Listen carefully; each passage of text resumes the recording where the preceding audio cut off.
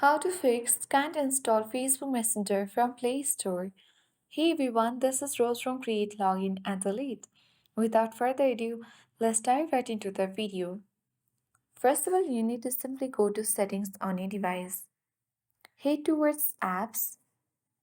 Tap to access that. Tap App Management. Now using the search bar at top of the screen, you need to find out Facebook app. Open it. Now tap on Install button.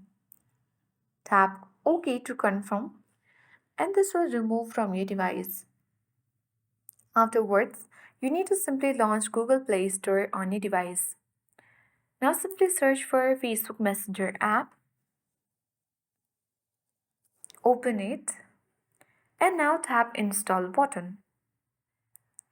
Now your Messenger app will install successfully depending upon your internet connection. So after installing Messenger, you can go back to Play Store and reinstall the app if needed. If the issue persists, try clearing the Play Store cache.